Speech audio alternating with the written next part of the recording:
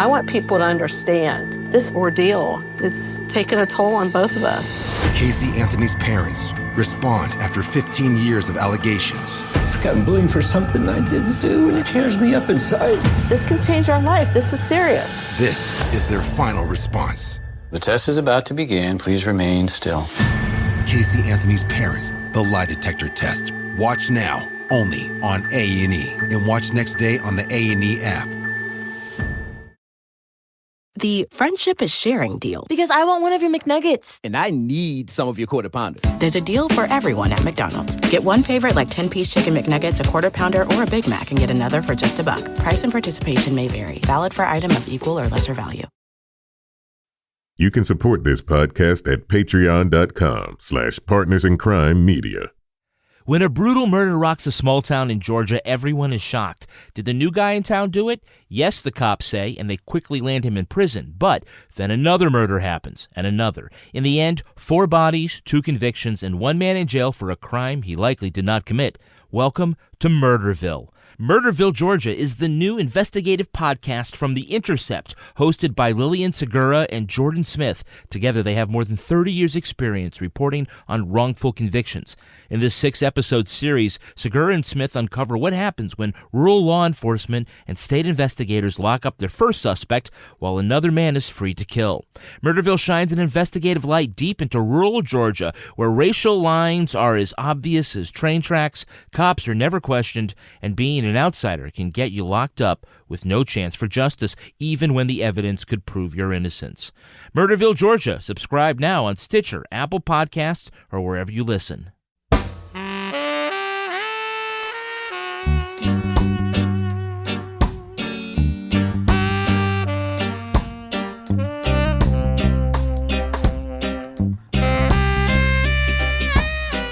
I'm Rebecca Lavoie, and this is Crime Writers On, the podcast about true crime, pop culture. And this week, we go to Ada, Oklahoma, and review the latest Netflix docuseries, The Innocent Man.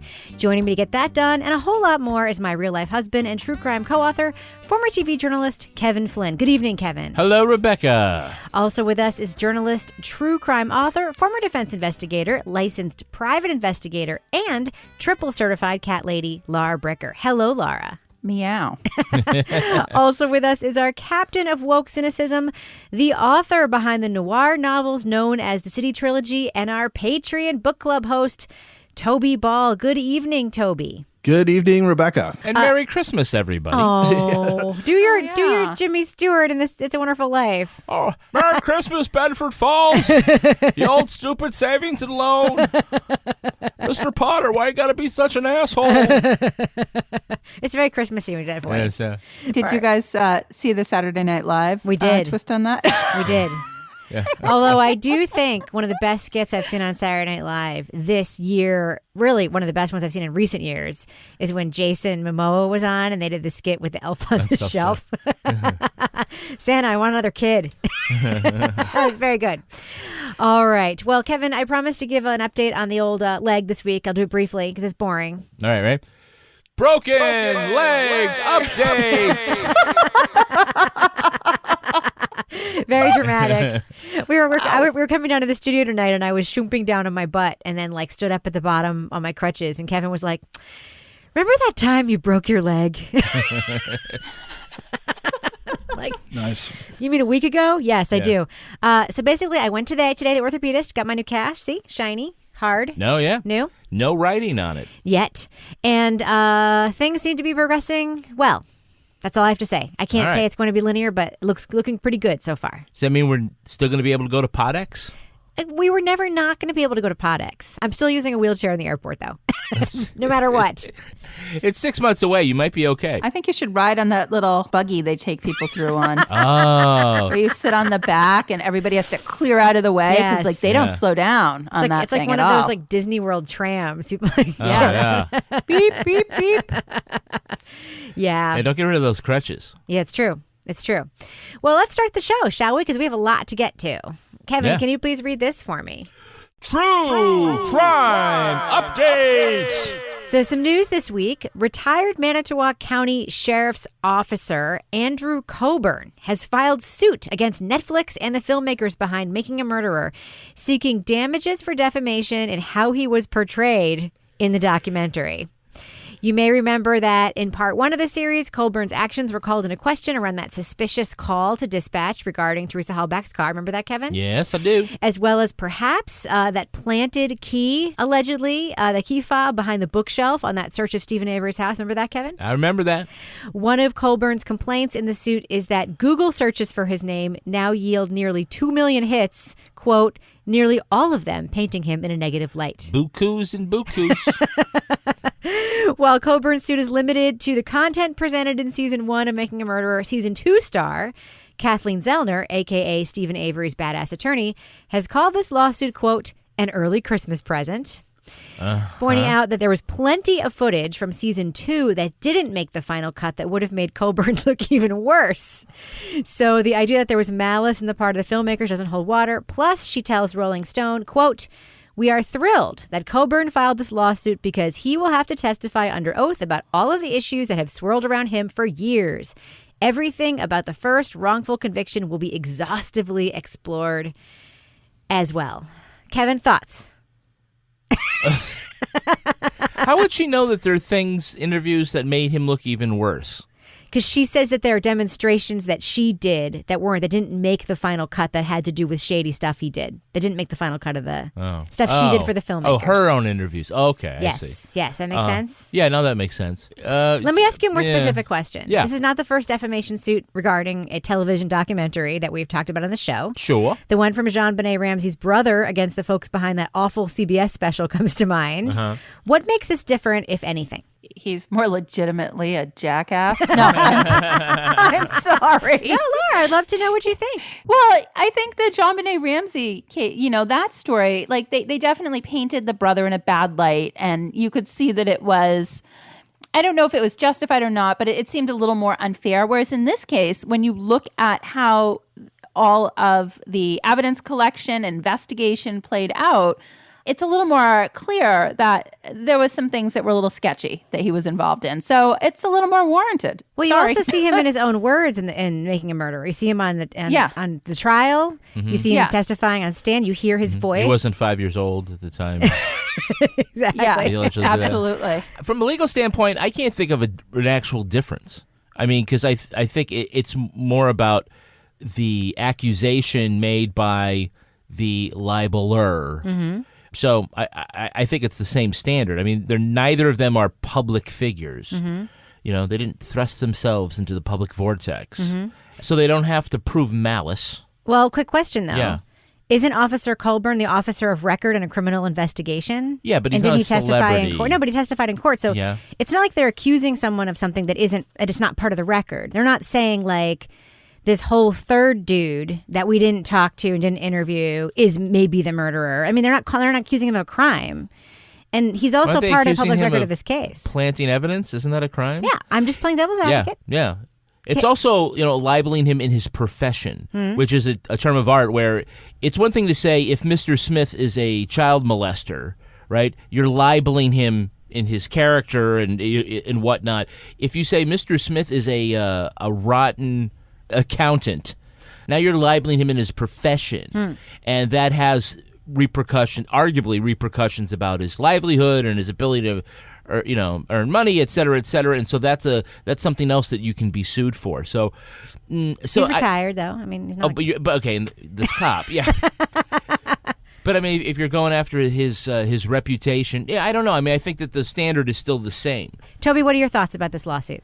I don't know. I guess it'll be kind of interesting to see. I think the filmmakers definitely have a slant. I don't know the legalities about what would make for a successful suit, but it wouldn't surprise me if like he feels and his lawyers feel as though he was not portrayed in a way that was fair compared to, the reality of what happened. But again, he could also just be a crooked cop and he's trying to make some money off it. So who knows? But I guess I'm not sort of on the face of it. I think I have a little bit of suspicion about the filmmakers and their point of view. So I'm sort of more interested than I would normally be to see somebody who sort of opposes that point of view have their chance to kind of lay out that case. One thing I thought was interesting was that he has limited this suit to only the first series of Making a Murderer. He's limited, lost it to that. And I wonder, because Kathleen Zellner straight up said stuff about him in the second series. Yeah. She said Officer Coburn did this and Officer Coburn planted this and Lank. Like, she named them and said that they did things. And I wonder if limiting it to this first series is a way to avoid being deposed by Kathleen Zellner, who would be a defendant in a potential claim in a lawsuit that involved the second series, or if he's planning on just doing a separate if he's lawsuit. not suing Kathleen Zellner, then He's not suing her because she wasn't in the first series. Yeah, but even if he's suing about the second series, he's suing the documentarians. Right. He's not suing Kathleen. Why would Kathleen Zellner The get case a is still chance? the same. Yeah. So he's still talking about the same case. I don't know, it could be related to a giant master plan to go on tour with Ken Kratz to like Comic-Con. I don't know. It's true. Or CrimeCon. Well, one thing that she... Is that what it was? CrimeCon? Yes. Yeah. One thing that Kathleen Zellner points out is that there was no reckoning for him for the rape trial conviction and exoneration. What his role in that, that wrongful conviction was. Mm-hmm. So while a lot of focus is about, well, what did he do about the murder and planting stuff? You can question whether or not the police did stuff to cover up that murder, but you can't dispute that he was framed for that rape. He won a lawsuit that said he was. Yeah. So what culpability the law enforcement officers in that first arrest have, I guess apparently they were never held accountable for that. Right. Because remember that civil suit disappeared after his arrest for the murder. Well, I just have to say, I have opinions about this, and of course, I'm allowed to have an opinion legally, right, Kevin? We've covered this in the show before. Yes. If I say depends on how you phrase it. If I say it's my opinion is that if, in fact, he only included season 1 in order to avoid the questions that Kathleen Zellner's team might ask him if she were included in a suit like this, wouldn't it be fun if the filmmakers hired Kathleen Zellner to be their attorney to represent them in a defamation suit? Just a thought experiment. That might be fun. I don't know. All right, Kevin, can you please read this for me? True Crime Podcast Update. So another piece of news that came out a couple weeks ago, you might remember our review earlier this year of Bundyville, which I believe Toby put on his top podcast of the year list that he tweeted about, right, Toby? Indeed. That was an excellent podcast from Oregon Public Broadcasting and Long Reads about those land dispute standoffs and the movement surrounding Cliven Bundy and his sons, Ryan and Ammon Bundy. There was a political thread to that story. It was clear that much of the fear-based anti-government rhetoric surrounding Donald Trump's presidential campaign drew people, as this podcast said, quote, itching for a fight to the Bundy cause. Now, as of November, Ammon Bundy has split very publicly with Trump supporters and perhaps with the movement he helped build. The issue is the Trump administration's anti-immigration rhetoric, in particular the pre-election fervor over the so-called caravan that was allegedly set to storm the southern border. In a video posted on Facebook, Bundy said, quote, he's basically called them all criminals and said they're not coming in here. It seems there's been this group stereotype, Bundy said. But what about those who come here for reasons of need? What about the fathers, mothers, the children who have come here and are willing to go through the process and apply for asylum, et cetera, et cetera? So he has pretty much walked away from his movement. He's expressed a lot of frustration that people who follow him don't see this kind of rhetoric as wrong. And some people find this very surprising that he would take this stance. Toby, I'm wondering what your thoughts are on this story. I guess it's a little surprising. His thing is really this sort of bizarre interpretation of the Constitution and what the federal government should have jurisdiction over. For me, it doesn't, if that's like really your beef, it doesn't follow for me that you would necessarily be anti-immigration.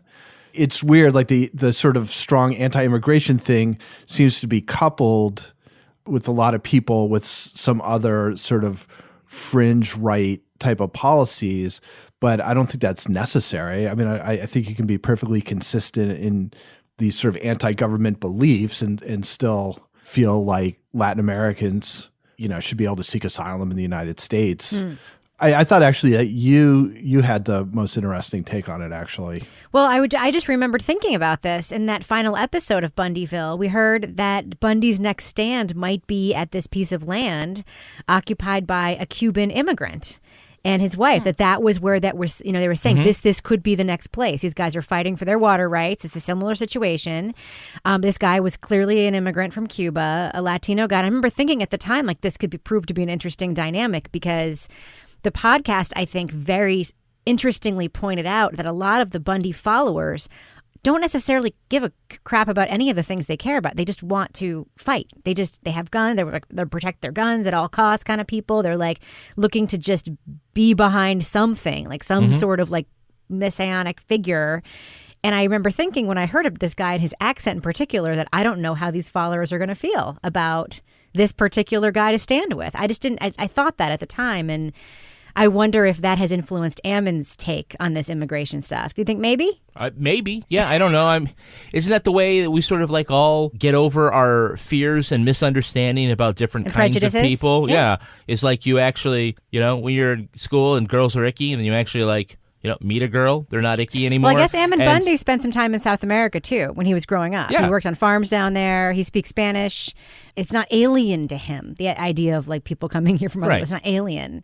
I think it's going to be really interesting as it goes forward to see what the ongoing sort of backlash from, all these people that sort of glommed onto his movement that weren't necessarily totally in sync with his particular stance on the government, but saw him as sort of like this, person to rally around with their own personal beliefs that now, are going to be quite different from his. It's going to be kind of interesting going forward to see how that all pans out and where those people land, and how they were talking about, I think at one point in the podcast, all these people that just showed up there when the standoff was going on, when they were out there, and the people that had nothing to do with land rights or anything but something else, and they all just sort of camped out. So I'm interested to see how that sort of proceeds in terms of the reaction to what he said. One of the things that Ammon Bundy has said, and I think it's really interesting, is he said he's always been able to he said something along these lines. I've always been able to go into these rooms full of people and talk to them and get them to learn my ways. And apparently they just weren't moving on this. They weren't moving. They couldn't get past repeating those same lines over and over again about the dirt from across the border. They couldn't stop. They wouldn't stop, and they wouldn't listen. Yeah. And I think it's really interesting that his breaking point was that what do you mean these people aren't listening? They're not learning. What's going on? That's interesting to me. All right, we have one more of these, Kevin. Can you please read this for me? True Crime Podcast Update number 2. Number 2 is right. No, I'm just kidding. Now, I know you guys, I'm sort of surprising you with this. There was a very big time podcast that just dropped a trailer in the last day or so. So I think we should just all listen to it together. And then I'd love your reaction from the panel. So go ahead and hit play, Kevin. Most serial killers don't make any effort to involve the media or investigators. They're very secretive. They don't want attention. They almost want their crimes to go unnoticed. But the idea of committing a crime and then calling up the police and bragging about it, that's a whole nother level of terror. Dear editor, this is the Zodiac speaking. If you do not print this cipher by the afternoon of Friday, 1st of August, I will go on a kill rampage Friday night. I will cruise around all weekend killing lone people in the night, then move on to kill again. The best part of it is that when I die, I'll be reborn in paradise, and all that I have killed will become my slaves. From iHeartRadio, How Stuff Works, and Tenderfoot TV, this is Monster, the Zodiac Killer. That's right. That voice you heard at the end there was our old friend, Payne Lindsay. The podcast Atlanta Monster from How Stuff Works has been rebranded Monster and is coming out with a new season covering the Zodiac case. Kevin, was there anything conspicuously absent from that trailer for you listening to it? Payne Lindsay? That's right. Yeah. Not a whole lot of Payne Lindsay, so I can't help but wonder if this might maybe be a different approach. You know, we know How Stuff Works is a very reputable podcast network. They have a lot of resources. I'm wondering if maybe they're going to tell the story in a different way. I don't know. Would you give this a listen is what I'm wondering. Would you give this podcast a listen? I might, for nothing else, just to hear how many synthesizers they can use. I know. That's what I'm thinking. It's like Stranger Things It was. times 10. But that case didn't happen in the 80s. That was not an 80s I did like the Yeah. synthesized. They were dramatic. I felt like kind of like, ooh, this is very dramatic. It's like a porn film. Laura, you will 100% check out this podcast. I know you. I know that you will. I will. I mean, I am somewhat still totally involved in the Bigfoot world. Oh, goodness. I've been tweeting away with them all week. So if I finish the Bigfoot podcast, I might check this out. Yeah. What do you think, Toby? Will you check out Monster, the Zodiac Killer, or not? I think you should. I really do. What are you going to do, Toby? That's a lot of pressure. Rebecca. I I don't know. I mean, I think the fact that this one hasn't actually been solved yet is probably a bonus. Mhm. I don't know. I don't want to make any promises. Well, neither do I. I mean, this is what happened today. Was I saw this trailer came out today. Someone tweeted to me. Of course, I tweeted back something kind of snarky. And then a very nice person that I respect a lot who works at How Stuff Works tweeted back to me and was like, maybe you'll like it, though. And I'm like, you know what? Maybe I will. Maybe I will. Maybe it will be awesome. It could be. Or maybe it won't. Or maybe it won't. All I know is that the music You won't know, though. till It's you not listen. right for the era in which those crimes happened. That's my first criticism right there. I know it's a trailer, but guys, like the Very Zodiac dramatic. Killer killed in the 70s, right? It was the 70s. Yeah. Okay, just checking. Yeah. So wait, was the premise that like DNA and other kinds of stuff now is going to help solve it? Maybe? I don't know. Yeah. Well, we don't know. It's Genetic just- genealogy, perhaps? I think we don't even know if that's the kind of podcast. We don't know. All I know is I heard a bunch of voices in there, of people who sounded like producers, reporters. I did not hear a lot of pain except at the very end. And that was already an improvement for me.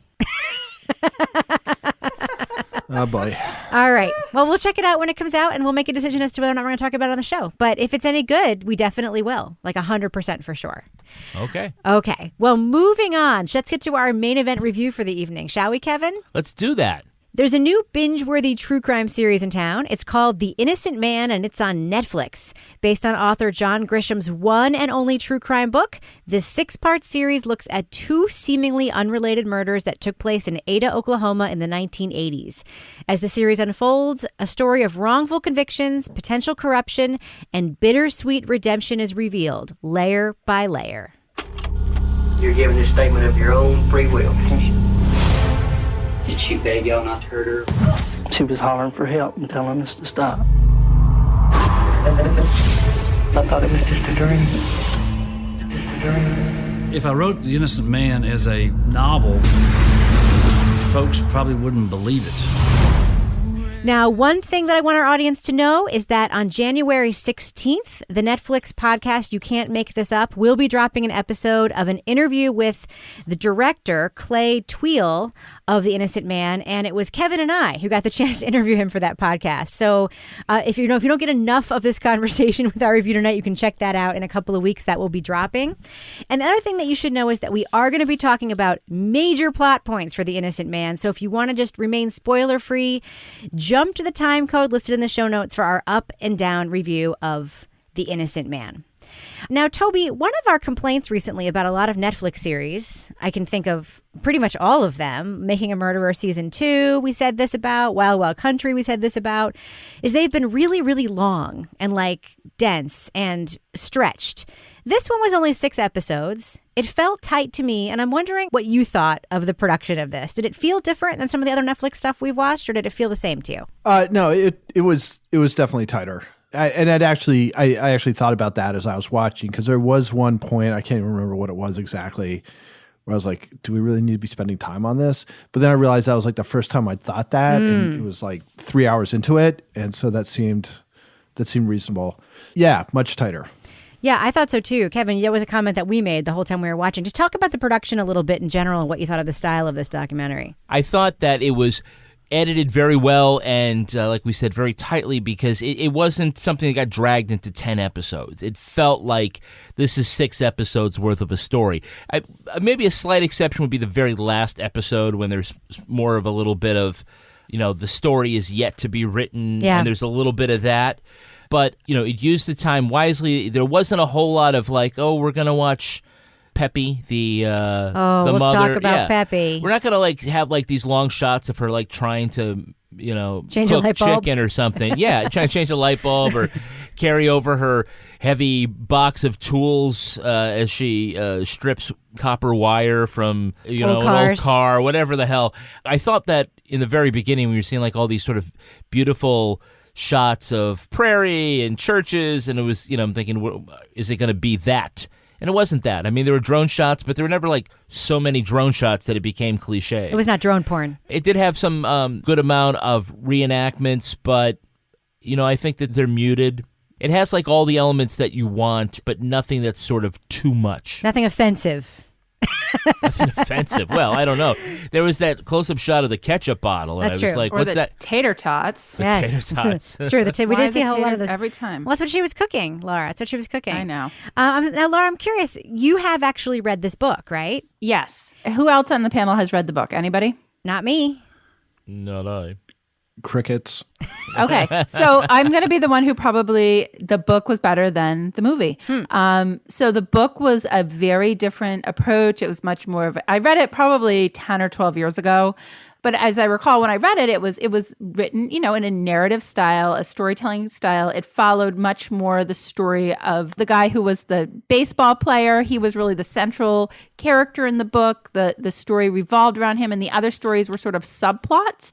So I didn't necessarily like the way that they mixed it up. I found it hard to follow because they were jumping back and forth from case to case, because I went in thinking, oh, that was a really good book. I liked that book.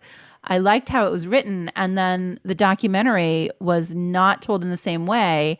And I missed that same narrative approach that the story had when I read about it. Laura, I hate to say it, I actually really disagree with you. I have not read the book. So how can you disagree with it? I loved the way they wove the two stories together. I thought it was really interesting because, we have these two murders that are at the center of this. As Debbie Carter's murder, she's the one with the tater tots and the ketchup bottle. And then there's the disappearance and murder of Denise Hardaway, who was abducted from a convenience store where she was working. You have two sets of convicted guys, the guys who were convicted in Debbie Carter's murder, and then the two guys who were convicted in Denise Hardaway's murder. And it does jump it back and forth a little bit. It kind of in the beginning sort of shows both stories, and then it kind of focuses on Debbie and then sort of switches to the Denise story. And I thought this thing was put together so well, in particular in the cliffhangers and the ends of episodes, that I was looking for the connections in a way that I wouldn't have been looking for them if they didn't put it together this way. So I actually liked that. But I want to ask you another question, Laura, because the documentary does start with, basically the Debbie Carter crime. The confessions of the two guys, Ron Williamson and Dennis Fritz. The first episode sort of ends in a place where it's like, oh, they did it. Like that's, it's very well set up that way. Yeah. Yep. But did you do a double take when you heard the defendants' confessions were based on dreams, Laura Bricker? Yes. And I have to say, I still am like, are you really? That seemed like such a stretch to me that I felt like I needed a little bit more background on that. I mean, we got background, but I was like, really? And then when the other, people came up as also being dream related, or one of them did, I think, I was like, what is going on in this town? I'm still having a hard time accepting that whole storyline. That's nuts. I had a dream that I might have done something. Oh, you're under arrest. I had a dream that I was washing my hands in a sink. Yeah. I don't know. Why did you think you had that dream? I don't know. Maybe it was the last time you pulled me in here and accused me of killing somebody. I went home, felt bad about it, had a bad dream. Plus, I suffer from mental illness. Yes, exactly. Yeah. Yeah, it's rough. It is rough. I mean, I think that the story, particularly of Ron Williamson, which is sort of like the heart and soul of the whole first part of the documentary, sort of the thread throughout, is really tragic. He is one of the two men who was wrongfully convicted of Debbie's murder. He's a former baseball player who suffers from severe mental illness and addiction issues and was seen around town as a, quote, creepy guy. And then as soon as he's convicted of this crime, completely degrades, ages like 100 years in 5 years, and has a complete breakdown. Toby, what did you think of Ron Williamson as a character and sort of the way the documentary laid out the consequences of putting him in prison for this murder? This is something that I guess we haven't seen a ton of, and maybe I'm wrong, but the idea of sort of the incarceration of mentally ill people, I guess we saw it with Evil Genius was another one, which is that, if you put somebody who's severely mentally ill, you don't provide them with, services or medication while they're in prison, and it's like an inherently extremely stressful place. It's not good. And in both of these, there's two pairs of people who are convicted. And in each case, there's like one person who, quote unquote, doesn't have like issues. And then you have one in each pair, one of whom is, got severe mental illness. And the other one is very learning disabled and comes from a home that seems almost incredibly, depraved. Mm-hmm. And it seems like it was those two. It was the mentally ill person and then the person with the mental delays who they talk about having difficult times in prison. Yep. And I guess Central Park 5 was another case where there was a kid who had the same kind of delays, who had a hard time in prison. So it's sort of this doubly difficult situation where there's sort of easy prey for police who are looking to pin something on them because they don't have the wherewithal to sort of defend themselves in a way that makes sense. And then once they get put into prison, the sort of stresses of prison and their sort of vulnerability just makes it that much worse. Yeah. It's funny because the Ron Williamson stuff, we hear this courtroom tape of him and, the documentary tells us that he like flipped a table in the courtroom, and then we hear the tape and we hear him like really acting out at his hearings and pushing back. Mr. Williamson, any further outbursts of anger, this hearing will be conducted without your presence. That's fine with me. This is your own personal decision to waive your... I'm threatening. He gets mad. I don't know what the lawyer says to him, but he flips his table. Court record will reflect that Ron Williamson attempted to overturn a table and go after a co-defendant in this matter. We had to be subdued and escorted out of the courtroom. I felt really empathetic toward him. I'm like, that's exactly what I would want to do if I knew that I didn't commit a murder and I were being on trial for it. He was like yelling and screaming that he was innocent and that he shouldn't have been there, but he wasn't wrong. Yeah, but I think, then that sort of puts him in a light in the courtroom as somebody who's not able to contain his temper, who's flying off the handle. So it's kind of like one of those things like, yeah, it's how you would want to react. But what are the repercussions of acting like that in the courtroom? I flipped a table like that once. You did? Yeah, I was so mad because I had done this great barbecue and I tasted it. It was horrible. That's not true. I didn't have like the really great meat that I get from Butcher Box. Oh, God. Nice transition, Kevin. Very smooth. Yeah, Butcher Box delivers healthy 100% grass-fed and grass-finished beef, free-range organic chicken, and heritage breed pork. You just choose from a variety of their curated boxes, or you can actually customize a box yourself and get just what your family loves. And all that meat is delivered right to your doorstep in individual vacuum-packed biodegradable packaging. I remember we got our box, and this is when barbecue got good again. Butcher Box meat is fantastic. It is not like one of these packaged meat situations where it's like, oh, packaged meat. It is so good. It tastes like you went to the butcher special to get it. It's so good. Yeah, each box comes with at least 9 to 11 pounds of meat. That's enough for 24 individual-sized meals. And you can cook with peace of mind knowing that all Butcher Box meats come from humanely raised open-pasture animals. Oh, that's nice. That are never fed antibiotics, hormones, or fatty fillers. And I think I can taste the difference. Totally. 100% you can. First of all, this is a great deal as it is, all right? Mm-hmm. I'm going to tell you about the special Crime Writers on promo. Okay, go ahead. Yeah? Tell us. All right. What's going on? You could get $20 off your first box and get free bacon. Nice. Throw some free bacon. Everything is better with bacon. Everything's better with free bacon. And Butcher Box bacon is bitchin'. It is. It's super good. So go to butcherbox.com/CWO. CWO. And enter CWO. That's butcherbox.com/CWO. And enter CWO for free bacon. Free bacon. And $20 off your first box. What else you got, Kevin? Well, instead of buying new things, you can head to Poshmark to shop from millions of closets across America. Christmas comes and maybe you've already been, sharing some gifts, or maybe there's something you didn't get for yourself. Forget other people, right? I gotta buy for yourself. I bought a Christmas gift on Poshmark. I'm just telling you that right now. For yourself or somebody else? For my mom. Yeah, all you have to do is download the free Poshmark app to shop from tons of brands, from kids, men's, women. There's clothes, there's accessories. I saw all this great sports apparel that I wanted to get, and every time I mention that it's like New England Patriots stuff, you give me crap. I do, because I think that you're an adult. Sorry. Well, shipping is super fast and easy for both seller and buyer. Remember, this is actually, I think about it, the best way to re-gift. It's amazing. You say, I didn't like this one. Yeah. I'm gonna sell it on Poshmark. You can buy lightly used things, but you can also buy things people bought and never wore. Like some of the stuff was in there with tags. Yeah. Like the gift I bought my mother. When you see something you want, simply make an offer to the seller so you can get the items at a price that works for you. This holiday season, instead of standing in line, you can shop for everyone from the comfort of your own home. Today, you can get $5 off your first purchase when you enter the invite code CRIME5. CRIME5. When you sign up. So just download the Poshmark app, sign up, and enter the code CRIME5. CRIME5. For $5 off your first purchase. All right, we need to talk about Peppy. Can we please do that now? Yes. Yes, sirree.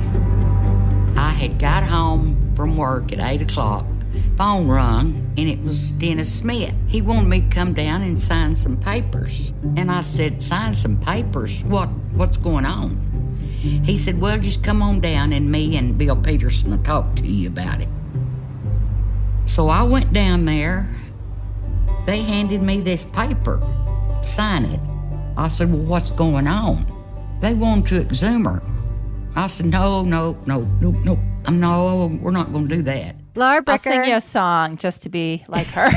I know that you had problems with this documentary because you're a jerk and you read the book and you think the book is better. I know. Yeah. But did you not love Peggy/Peppy/Debbie's mom? Yes or no, Laura Bricker? I loved her, and then there was times where I was like, ooh, I'm not so sure about that. I loved listening to her talk, and I loved when she'd tell stories, the way she was a good storyteller.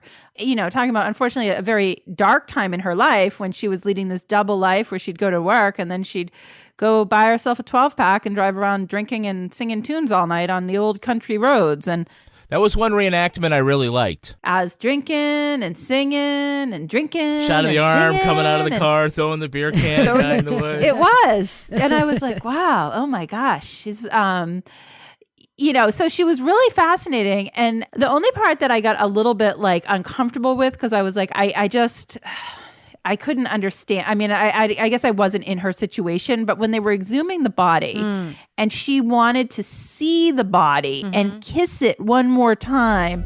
And then I told him, I said, oh, wait a minute. Tell you what I'll do. I'll sign that on one condition. Bill said, what's that? I said, I get to go with you. When you go out there to get her, I thought, I get one more kiss, one more hug, one more kiss. Ooh, that body's been down there a while, 5 Peppy. years. Yeah.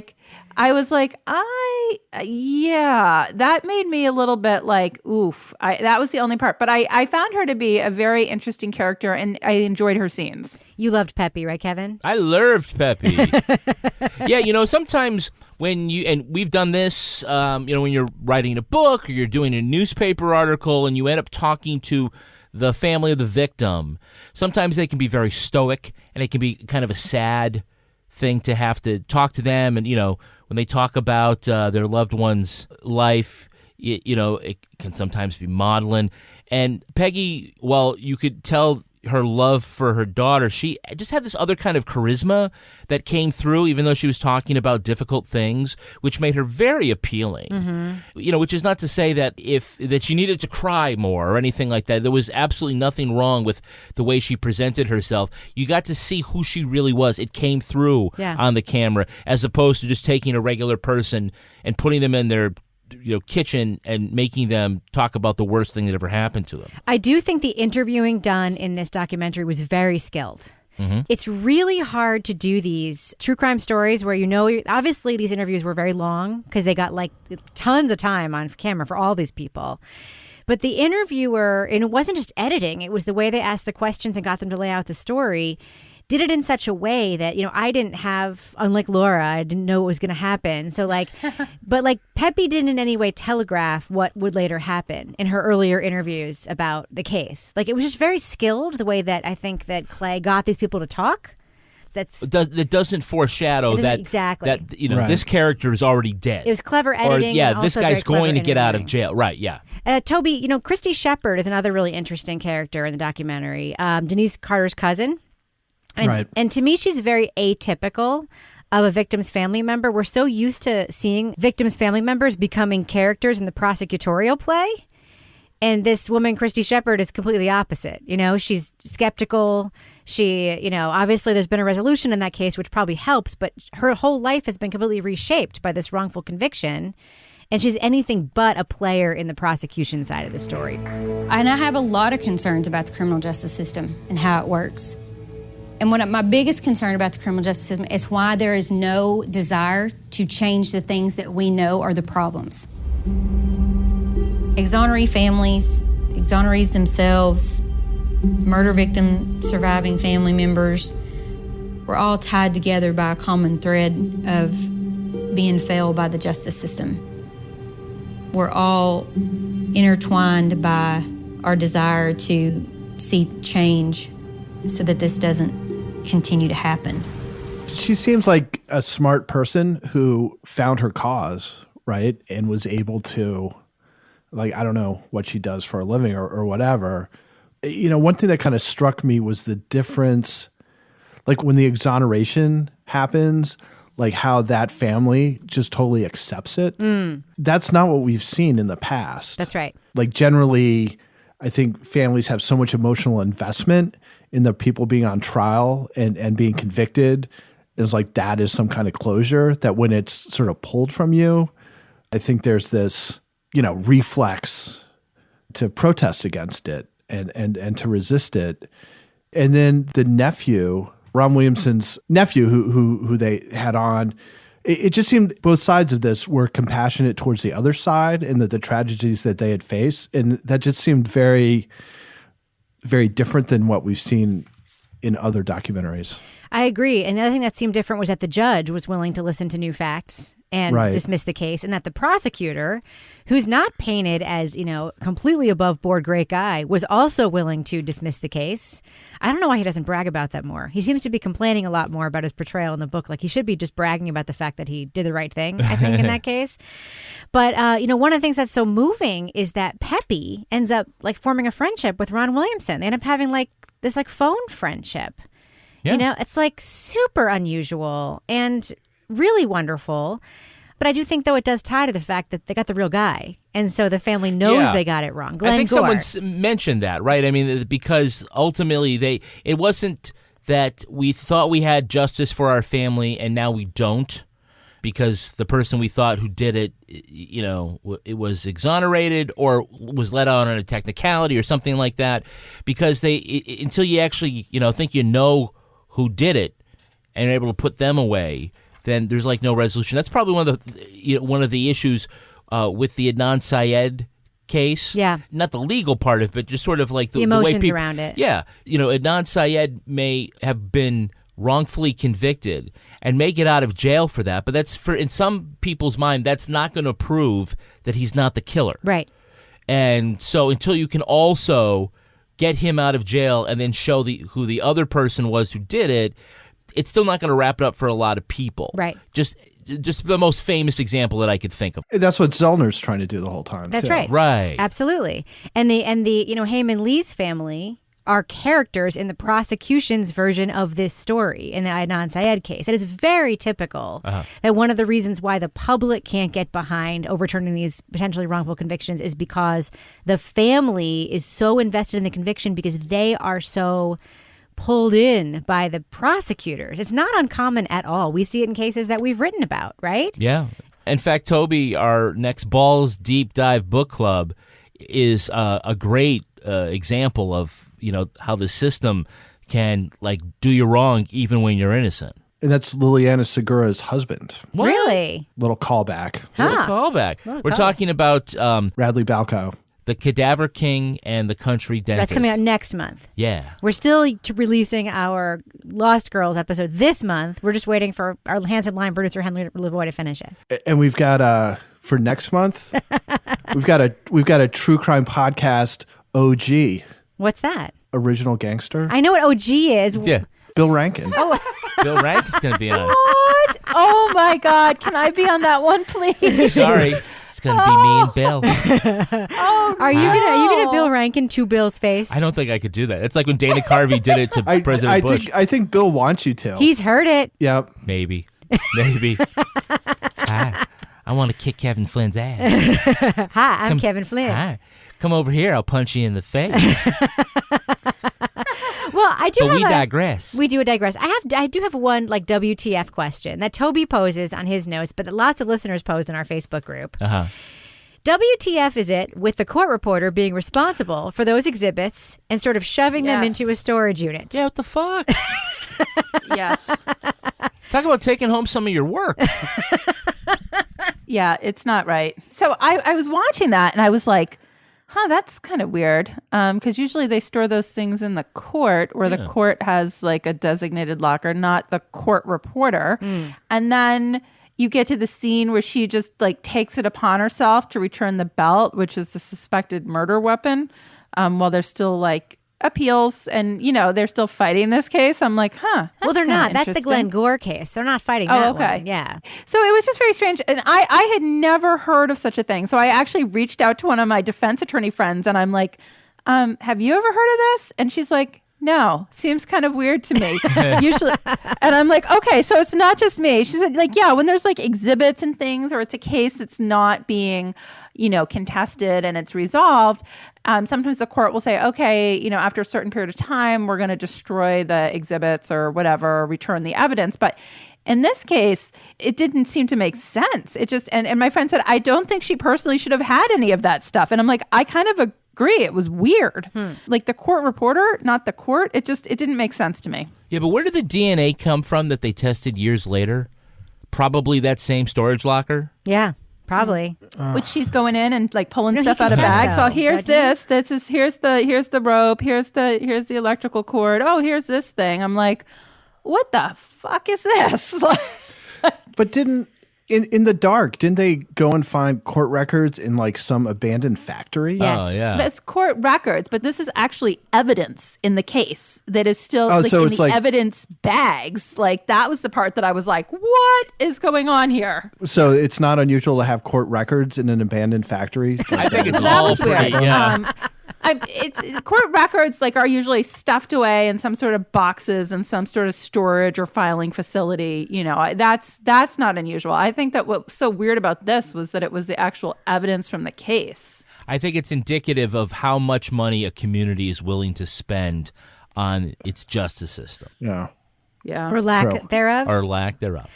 Was anybody surprised that the state's star witness in the wrongful conviction of Ron Williamson was actually the murderer? Is that fucking bananas, or am I the only person who thinks that's fucking bananas? Yeah, it reads like a shitty detective story. Yes, it's like an episode of Law and Order. The guy who like said, "Oh, I saw him in the bar, and she asked me to rescue her from having to talk to him anymore, and then we danced together."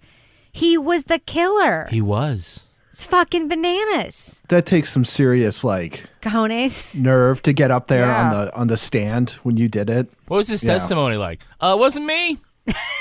Yeah. Well, this is, by the I way, think it was that guy over there, but I know it wasn't that guy over there. Isn't this sort of He's a like crazy guy. I mean, I don't want to like add weight to that, but that's kind of what Kathleen Zellner is alleging could have happened in the Teresa Halbach case, right? That one of these witnesses is the one who actually did it, which is, you're always like, that's completely fucking bullshit. And then in this case, that's actually what happened. Yeah. Well, Kathleen Zellner thinks it's like everyone. Yeah, that's true. Yeah, everyone did it. She's like, it's the ex-boyfriend plus the two cops plus the nephew plus the nephew's stepfather. Listen, plus fluoride in the water. Listen, Kathleen Zellner could be at one of these conferences we're going to, so you better watch yourself, Toby Paul. Oh my God. Yeah, she's all nonsense and no nonsense. She's no nonsense and all nonsense. If she's going to be there, I'm going to get her a T-shirt that says "all nonsense" on the front and "no nonsense" on the back, and so she'll wear it. Now, Toby, one of the things that I wanted to talk about was the other case, the Denise Haraway case. Of course, this is the one where Tommy Ward and Carl Fontenot were convicted, again with another dream confession, which was awesome. So they both had this very specific confession that involves a blouse she was wearing. That involves a very specific way that she was killed by being stabbed in the bed of a truck and raped and all this horrible details that they both specifically describe in their dream-fueled confessions. And then later, Denise Haraway's body is actually found. She's wearing something different than is in both of these detailed confessions, and she was killed in a completely different way than both of these confessions describe. Confessions, which, by the way, were the cornerstone of these convictions. Wouldn't you think that the prosecutor might not dig in his heels quite so much, like relying on his conviction when none of the actual crime details in any way match these two completely false but almost identical confessions? Doesn't he say in the show that they lied about everything else? Yes. So they probably lied about that too. They told exactly the same lie. Yeah. So I guess what the film is trying to imply is that they're covering up for somebody who's involved in the police's drug dealing schemes. So they don't really care. They just want to convict somebody so that their guy doesn't go on trial or go to jail and spill the beans. So my sense is that he didn't really care that there was a larger purpose. If you take the movie at face value, it's not the first time we've seen something like that, right? Right. Where it's like, I've got these guys, and even if the story doesn't quite fit or even like fit really at all, they're still my guys. Right. Kevin, how can it be possible that so many horrible men who could have committed this crime, killing Denise Haraway, could also have looked exactly like that police sketch that we saw of those two men? Well, I mean, there was a police sketch. It's still kind of not a remarkable likeness for it's pretty general for people of that era with a hair, that location. Yeah, it isn't like some guy with a monocle and and mutton chops. It's a John Oates mustache. Yeah, I mean, guys in their 20s or whatever, they have like similar features. So it's somebody's artistic rendering of somebody else's memory. Yeah. So it could be close, but I would never say, it doesn't fit the sketch. So. Yeah. Well, I want to talk about one of the storylines, as much as I enjoyed this documentary, that I thought was a little bit of an errant storyline. That is the introduction of journalist A.C. Shelton, who's trying to do something, not sure what. Hey, does Vicki Jenkins live here? Yeah. Hi, are you Vicki? Yeah. Hey, my name is A.C. Shelton. I'm a reporter. I'm working on a story about the Denise Haraway case, and I've read all of the affidavits that you're named in. I was just wondering if you'd be willing to talk to me a little bit about what happened and what you know from back then. It's been a long time ago. I know. And I don't remember a whole lot. Okay. Laura, do you think that they just wanted a reporter character in this documentary and that's why she was included? Because she's there for some of the interviews, but she never actually produces anything. And we actually see at the end of the documentary that she hasn't actually written anything about it. Yeah. And she's sort of tagging along, trying to find these other suspects, but she never gets out of the car to talk to them. What do you think the whole purpose of her inclusion in this story was? I don't know. This was the part that annoyed me the most about this entire documentary. It was like, where did she come from? Okay, so she's not a crime reporter. If you look her up, she actually writes about fitness and food. So I'm not really sure. I know I can say at one point, some show that was making a crime documentary in New England called me up and was like, hey, we have this case, but we want somebody to be the reporter to walk around the town so that we can have you ask questions. And I kind of feel like they might have done that in this show because it was like, oh, okay, now we have the investigative reporter. There was a lot of scenes with her that just felt very awkward to me when I was watching it. And I was like, oof, this just feels uncomfortable watching. And I'd watch kind of like the facial expressions or the body language of like the defense attorney that was handling the appeal. And you could see he was just kind of like, yeah, okay. You mean the guy with the out-of-tune piano? That guy? Yes. And yeah, I love that guy. But if you watched him when she was talking and I was just like watching his face, he was just like, okay. I felt like they were trying to incorporate a different dynamic of somebody else interested in the case.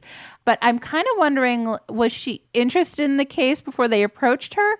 Doesn't look like she wrote any articles about the case for anybody. Yeah. So I don't really know why she was there. But to me, it was kind of a distractant because there was some interesting parts about the case, but we were so focused on her traipsing around, awkwardly trying to talk to people that it just wasn't for me. I'm not sure why they originally wanted to include her in the production, but I can kind of think backwards about it, that they felt that they needed to somehow, I don't know, make contact with or give equal time or a chance for these different people to refute. I mean, I think there was Jim Bob and, I mean, just the names of the guys were just so the other suspects in the Denise Haraway. Jim Bob. Billy Charlie. Billy Charlie. You know, hey, it's two first names. Toby. Yeah. Odell Titsworth was another one of the names. Odell Titsworth is awesome. And there was also Rusty Featherstone. Rusty Featherstone. Again. If you made it up, no one would believe it. No one would believe it. Well, it was only through her talking to the guy around town who like was, you know, old friends with everybody that we are it's our conduit to hearing from these other people. Right. These potential suspects. It's not like the defense attorney's going to drive around and do that. Right. Now, the producers could have done that themselves. Documentarians could have done that themselves, and the video of that could have been, okay, the guy is alone in his car calling up all his friends instead of with the other reporters. So I don't know. I think like in the end, it was like they have this video of her being part of the outreach and the contact to the guys that they need to have. So there was no way to sort of excise her from the whole story. So I think they had to, bring her in so to just service that. Is she really uncovering anything? I don't know. I mean, I don't really think so. They also had a defense investigator who probably had already done that work. So like she probably was like, I'm not going to do that again. Well, that was the part. Every time she'd go back and talk to him, I'm like, this guy already knows this shit. Like he already did this investigation. And I wanted more from him. I love that guy. He was wonderful. Not for nothing, Laura, but I think Kevin was also called by a production company and pitched on that exact same thing you were pitched on. I think he was. Come be the reporter and walk around and pretend like you're solving this case. Like Connecticut or something, wasn't it? And I was like, what?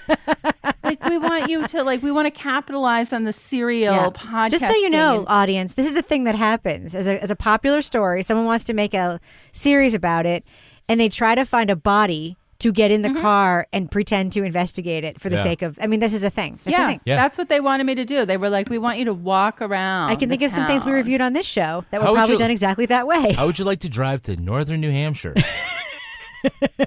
Well, I will say at least her car wasn't as dusty as the girl in the that's Finding true. More. That's true. But she and I have become friends Not on as Twitter. much salt on the roads in Oklahoma. That's right. That's right. Now, just to sort of cap this off, there was a theory floated, a sort of central theory about why the Ada police may have given a pass to certain people because there was a drug conspiracy going on within the police department. Do we ever get an adequate explanation of this conspiracy or really get it laid out for us about what was actually going on? No. I think they said that there were cops that were using drugs or buying drugs or maybe buying drugs, and that might have been why they protected some drug dealers and let other people go. But they really could have fleshed that out a little more. Toby, what do you think? Do you think that was a missing piece in the documentary? Yes. Yeah. It was just weird. They kind of threw it in there, and I wasn't sure if it was like one of those things where if I was having a conversation with somebody and they kind of left it like that, I'd be like, oh wow, I guess I should know more about this, and I don't. Yeah. So they kind of left it out there, and this might be the thing, but they don't spend any time, trying to explain it or prove it or whatever. So it was weird, quite honestly. When it was over, it was kind of a head scratcher. I was like, okay, so after going through all this stuff, it probably has something to do with the cops dealing or using drugs. Well, I think the whole subject and the whole theme of Ada in general was something that could have been fleshed out a little bit more, because they talked about, in Ada, like there was this like disparity between, the people that you were living in extreme poverty and those that weren't. And they had some nice drone flyover of a big mansion at one point.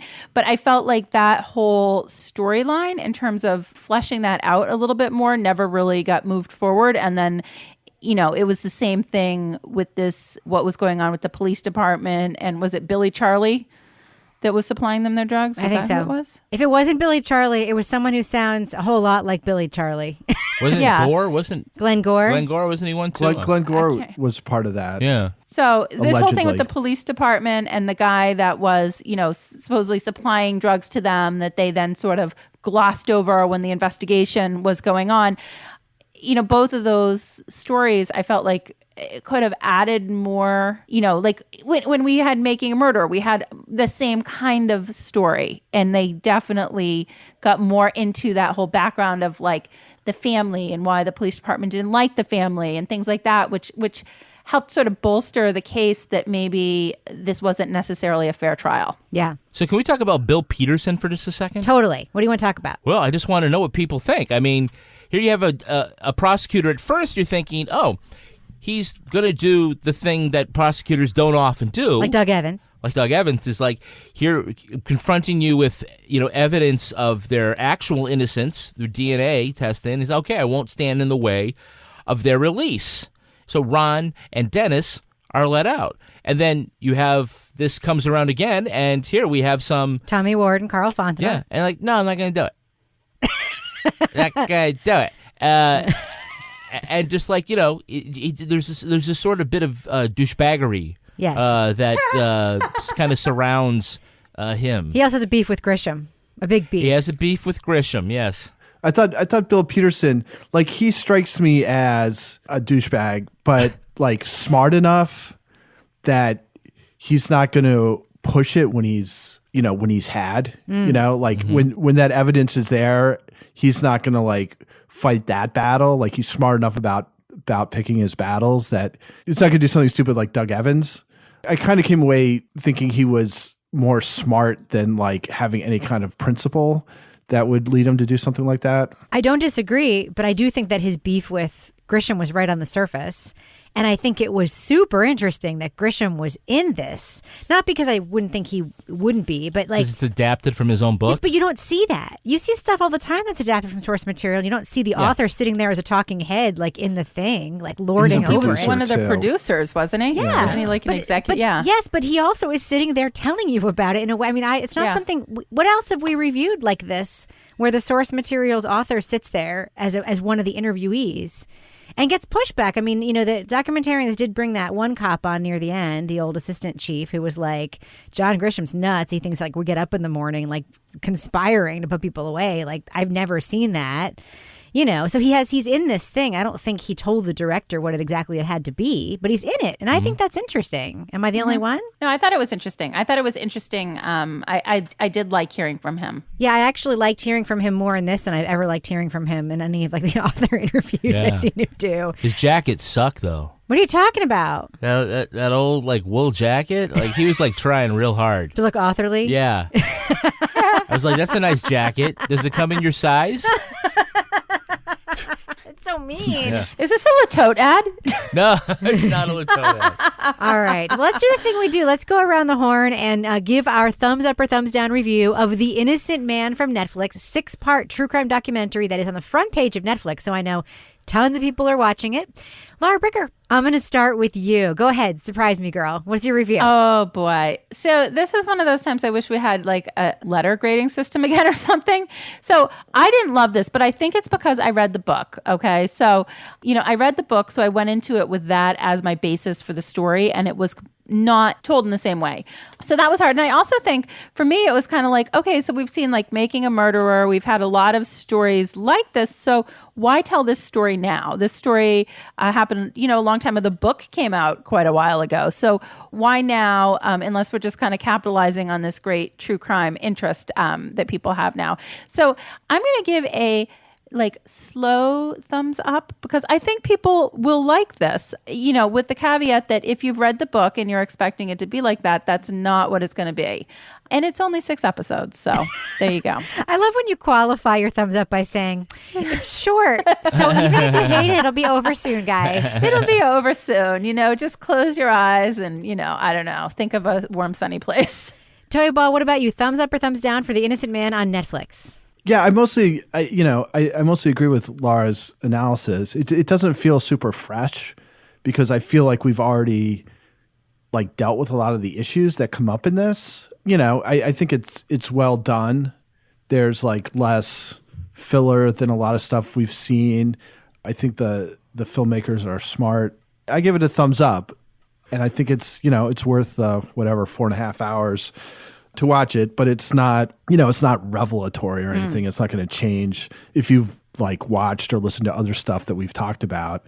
I think we've covered most of these issues. I think we have too, and I agree with you guys that it's not the freshest sort material that I've ever seen in a true crime documentary, but I really liked it. I'm giving this a big thumbs up because I just think it was really well made.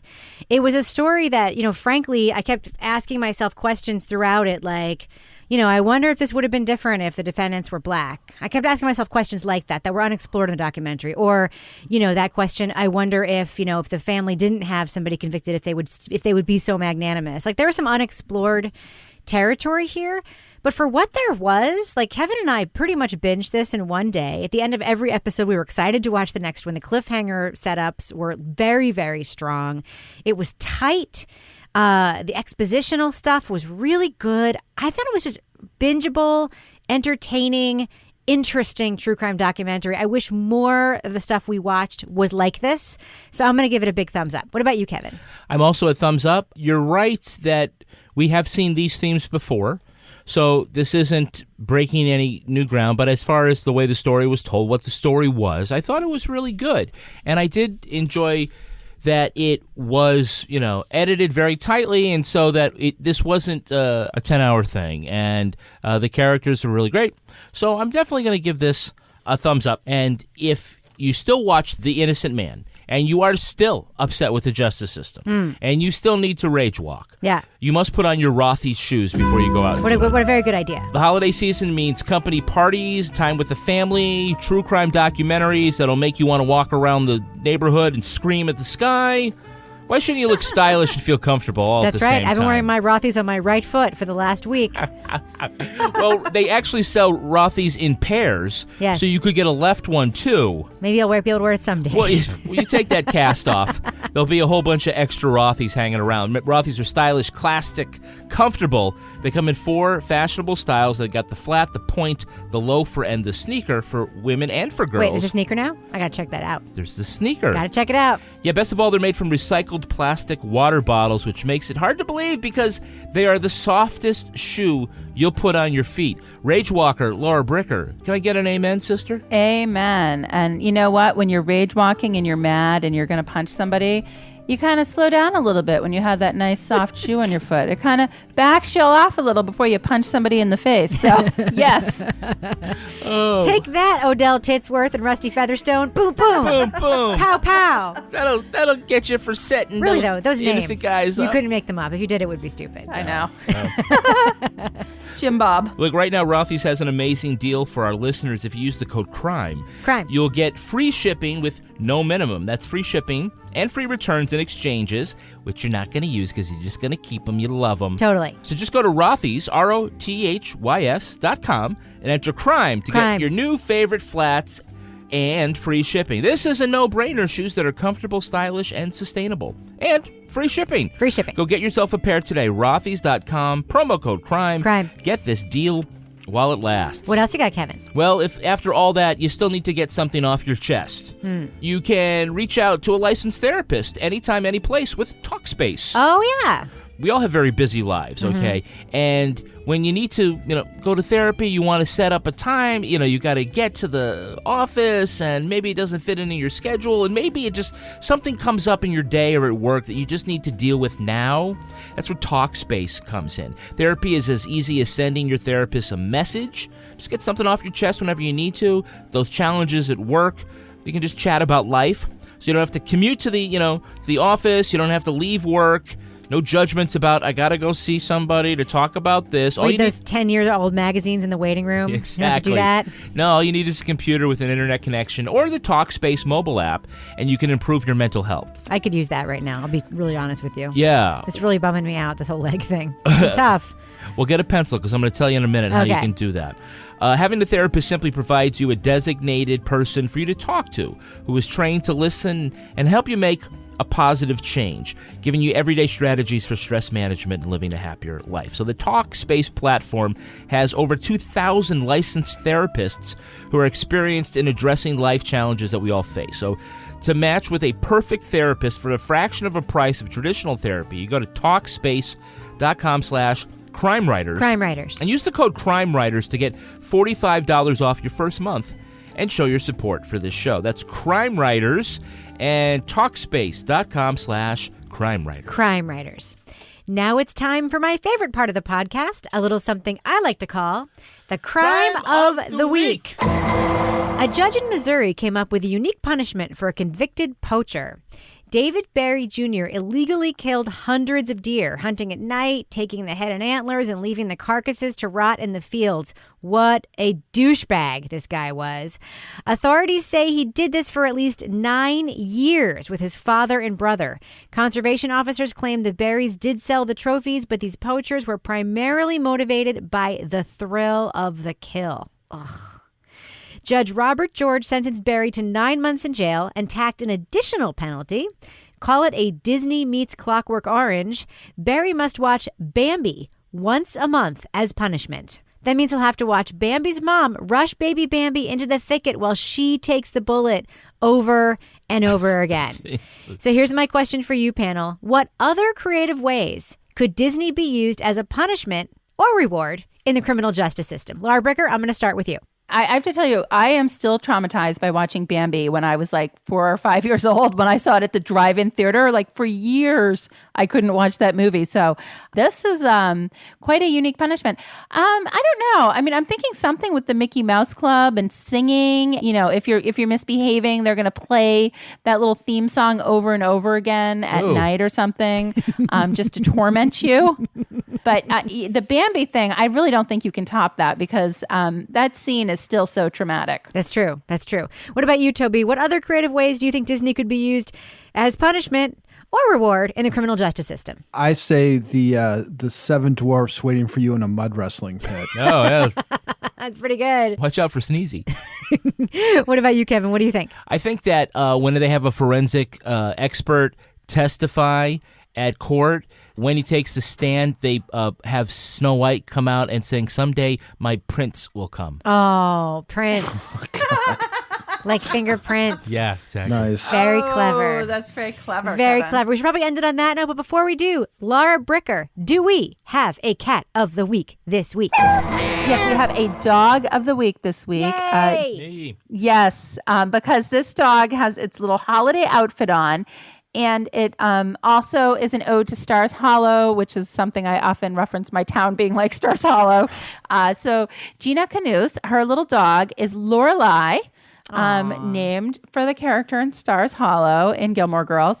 She's a Cavachon weighing in at 6.7 pounds of fur. Small dog. Lucky for us, she does not talk as much as her namesake. Yeah. Instead, she's happy learning new tricks and snuggling up with me while I listen to Crime Writers on. Aww. And she has a lovely little Christmas sweater on, and she's very, very cute. That must be a really freaking small Christmas sweater for a 6-pound dog.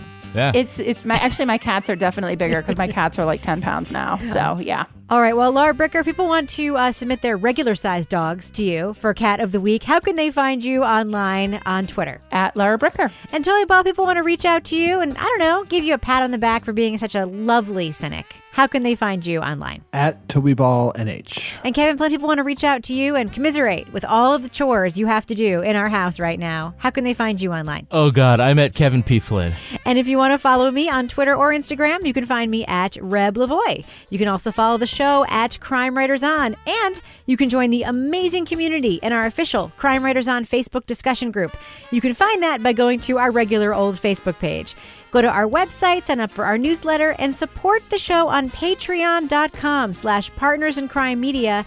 And you will get access to the Balls Deep Dive Book Club podcast and Laura Bricker's Rage Walking True Crime Fitness Fun Group. You can also get a free month of Stitcher Premium if you go to stitcherpremium.com/crime and use the code CRIME. You'll get access to all sorts of awesome content, including the other podcast I make with Kevin called Married with Podcast. Our theme song was performed by the New York Ska Jazz Ensemble and used with permission.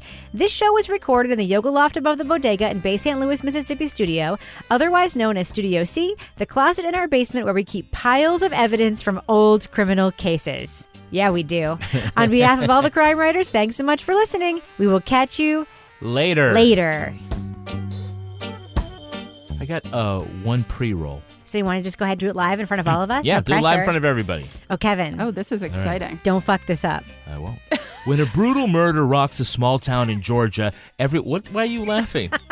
Oh, no. Is this another one about the No, midget it's crime solver? Okay, sorry. No, it's a podcast. All right, sorry. Okay, sorry. We'll be serious. When a brutal murder rocks a small town... What? Why do you have to read it like that? You have your announcer voice on. Because I'm announcing. Okay, sorry. Sucks so All right, bad. dead puppies. Okay, go. Murderville, Georgia is... Are you having a stroke? Yeah, I am. Does it smell like burnt toast to you all of a sudden? How many fingers? I got one for you, Laura. All right, take it again.